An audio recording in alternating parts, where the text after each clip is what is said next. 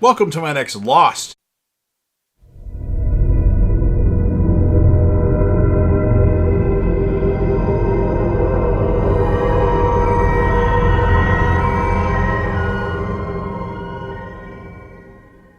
Season 3 episode review video. Before I get into that, though, pretty important, if you're not caught up to the point where I am in rewatching or watching Lost, or you're just not entirely sure, then you definitely need to take the initiative and pay attention to the episode's title, which of course I'll mention, as well as put in the description.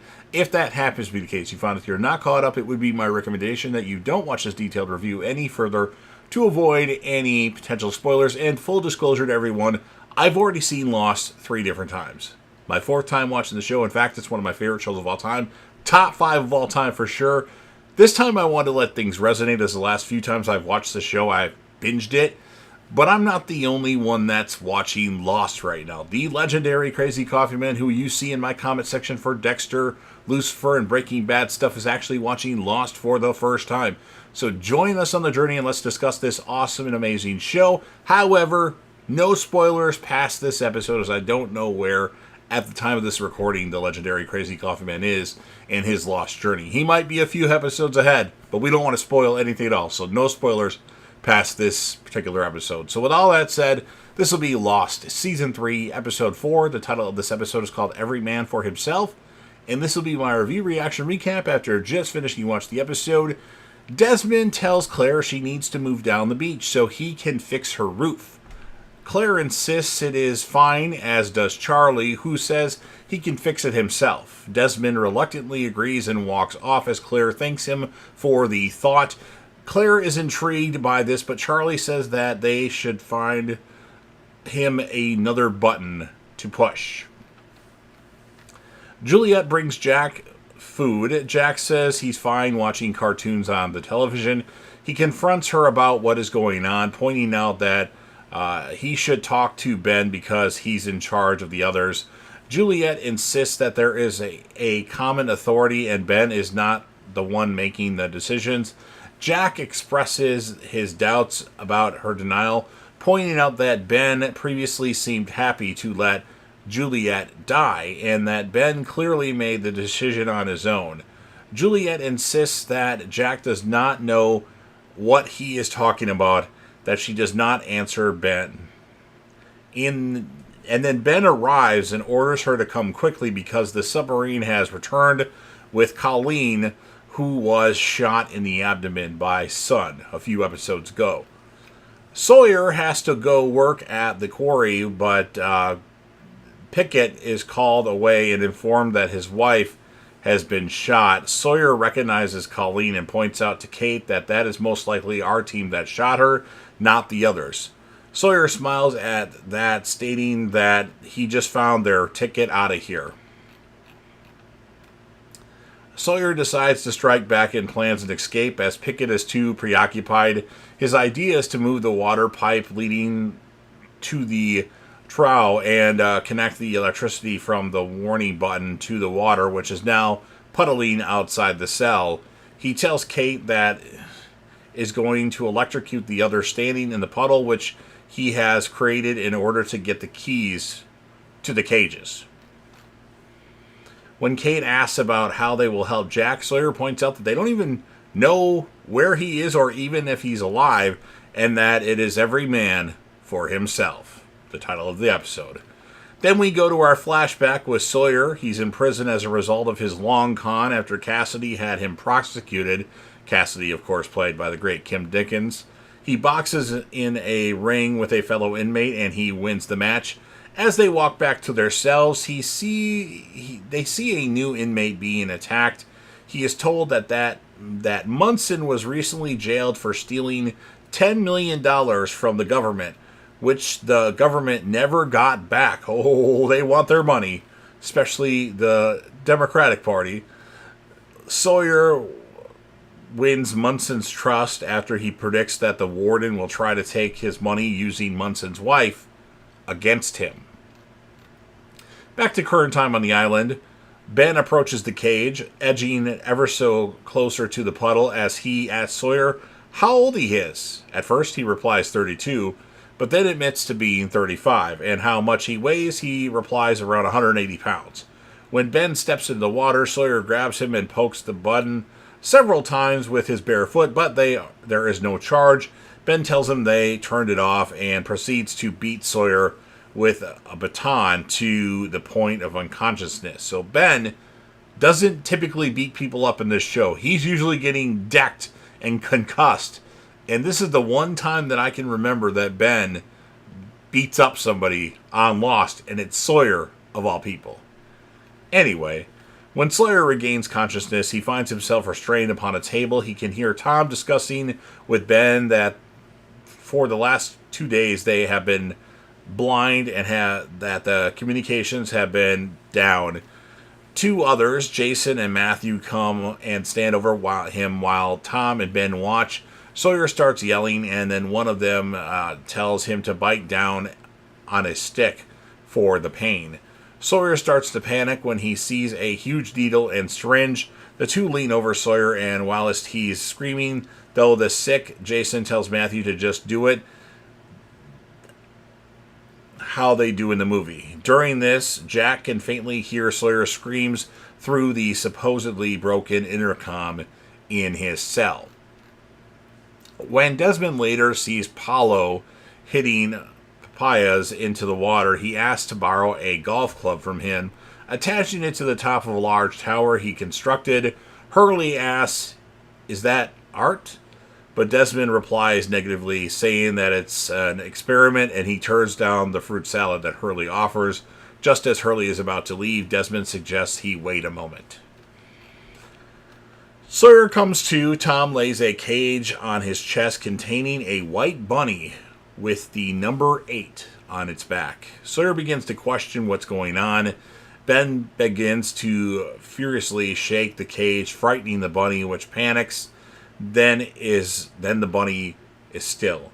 Ben tells Sawyer that the bunny had a pacemaker implant in him, and that so does Sawyer. He is told that if his heart rate reaches 140, his heart will explode. This way, he can be assured that Sawyer will start behaving. Ben gives him a watch with a pulse time to Sawyer. It will beat if Sawyer's pulse goes over 125 beats per minute. Sawyer then asks him, "Why didn't you just kill me?" "Because we're not killers, James," says Ben. Also, Ben declares that the same fate will happen to Kate if Sawyer misbehaves, tells Kate what happened to him, or he tells her they are being watched. Sawyer is brought back to his cage, and Kate is given some new clothes. Kate asks Sawyer questions, but he does not answer and is surly. When Kate begins to change her clothes after telling Sawyer to turn away, he cannot avoid interest. I wouldn't either. And his pulse monitor starts beeping. Kate asks him what the beeping is. Sawyer does his best to avoid the question, claiming it's his watch.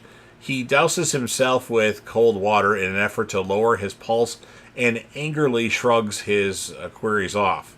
Back to our flashback as Munson is visiting with his wife. Sawyer receives an unexpected visitor, and Cassidy, played by Kim Dickens.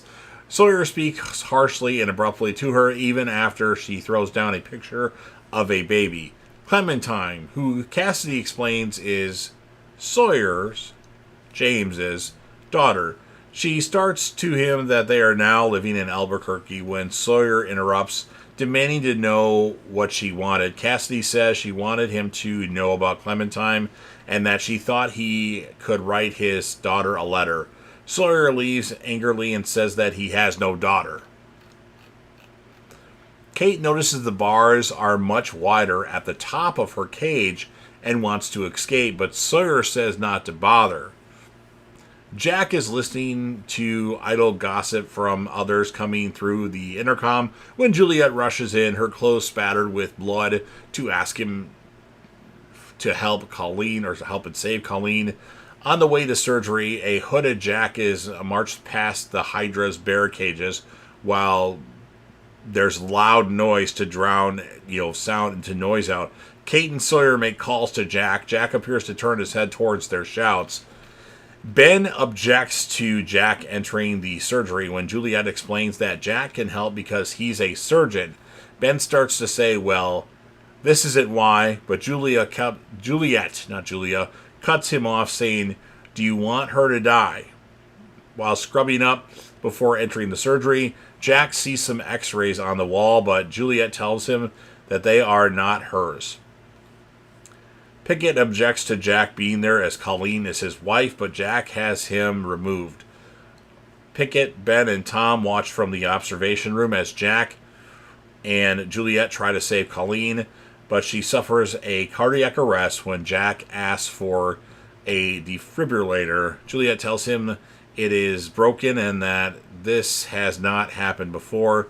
Jack immediately goes into emergency mode but cannot save her. Pickett goes outside to the bear cages and attacks Sawyer, who doesn't fight back. The watch starts beeping. Pickett brutally assaults Sawyer in front of Kate's cell, demanding to know if Kate loves Sawyer, repeatedly punching Sawyer in the face until he is raw and bloody. Kate, sobbing, throws her arms through the cell bars and clutches Sawyer from behind. She finally cries out that she does love him and begs him to stop, and then Pickett leaves. Back to our flashback. Munson, upset from the confrontation with his wife, later confides in Sawyer, telling him that he did steal the money and he wants Sawyer to move it. Back to current time. Back at his cell, Sawyer washes the blood off his face. Kate manages to escape by squeezing between the bars in the top of her cell, and it was a nice look down the cleavage that they showed during that scene. I mean, it's not like she's got big bosoms or anything like that, but she looks damn good, Evangeline Lilly in Lost, and it was a sight for sore eyes, I must say. Kate is disturbed that Sawyer will not talk about what they did to him and demands that they escape together. Sawyer tells her to go alone, but she will not and tries to break his lock. When Sawyer says, "If you really love me, go," Kate tells him that she only said that to make Pickett stop hitting him. As she climbs back into her cage, Sawyer calls out that it's every man for himself and that she has to run. Kate explains, "Live together, die alone," a previous episode title. Inside the Hydra, in a video room, Ben watches the scene unfold with Tom. Tom tells him that Pickett wants to kill Sawyer, but Ben responds that Pickett can wait. Ben has left Jack handcuffed to the table where Colleen's body lays purposely. When Juliet arrives to take Jack back, she tells him that she is a fertility doctor, so she is not used to death. Jack says she couldn't have done anything, and Juliet asks if he's saying that to make her feel better. He says that he doesn't care about making her feel better. Juliet uncuffs Jack. Jack informs her that the x-rays outside are of a man in his 40s with a large tumor on his spine on the L4 vertebrae. He scoffs that he just happens to be a spinal surgeon and asks who he really is there to save. Desmond tells Hurley that he's done an experiment when a spontaneous rainstorm falls on them, breaking Claire's roof and splashing water all over Aaron. Claire and Charlie sweep him up and cover him up. An instant later, a lightning flash occurs, striking the golf club on the structure and acting like a lightning rod. Charlie looks around in shock and then stares confused at the smiling Desmond, as Desmond predicted this stuff to happen. Desmond is a psychic.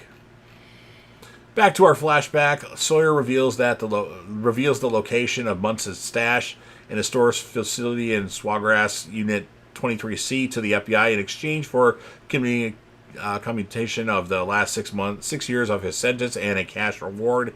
When asked how he wants his commission delivered, Sawyer tells Treasury Agent Freeman to put it in a bank in Albuquerque under the name of Clementine Phillips, stipulating that there must be no way she could ever find out whom the money is from. The warden, intrigued, asks who Clementine Phillips is, but Sawyer brushes off the question. "Congratulations, Ford," says the warden. "You just lied and cheated your way out of prison. You're a free man," and that is played by Bill Duke. Rest in peace, as he just died with recently, the warden in Lost. And then back to the island. Later, Ben wakes Sawyer and takes him for a walk. Sawyer jokes that Ben would would like of Mice and Men for its puppy killing, with Ben killing the rabbit. As they climb further up a ridge, Sawyer's heart monitor goes off. Sawyer asks if Ben brought him up to the mountain just to kill him. Ben stops him and tells him that he doesn't have a pacemaker in him, and takes the rabbit labeled 8 out of a pouch and tells Sawyer that it received a sedative and isn't dead, because they aren't killers. Sawyer then punches Ben before anyone can react. Ben responds by telling him that showing him the rabbit was not the point of the walk. As they climb over the hill, Sawyer is stunned to see another island across the one they are on. Ben announces that the nearby island is the island with Sawyer's friends, and so they cannot escape because there is nowhere to go. Ben points out that the only way to get the respect of a con man is to con him. He also quotes of Mice and Men and mentions Sawyer only gave in when he threatened Kate. Ben points out that Sawyer tries to distance himself from Kate when he really does need her.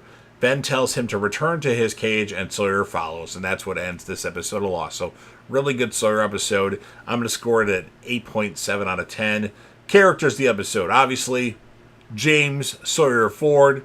Awesome performance by him. And then Kate, obviously, Juliet and Jack were good. Ben was good. Even Cassidy, well, no, she barely had any time. I take that back. Desmond with his psychic powers. All good performances by all those characters. But I'm going to stick with Sawyer and Kate. So you've heard everything that I have to say. Now it's your turn. If you're a fan of Lost and you want to help me out with the YouTube algorithm, please consider Hulk smashing the like button, share the video with a friend, put this video on any one of your social media platforms. Don't forget to sound off in the comment section about what your thoughts are on this episode of Lost. Remember, you'll be interacting with me and the legendary Crazy Coffee Man. However, no spoilers past this episode. What would you score this episode? Who would be your characters of the episode? And anything else that you want to add. And then last but certainly not least, don't forget to hit that sub button. You're watching the video anyway. Subscribe to the channel, join the team, show your damn support, and be a part of something special. And you never know what you're going to see on JDevTV.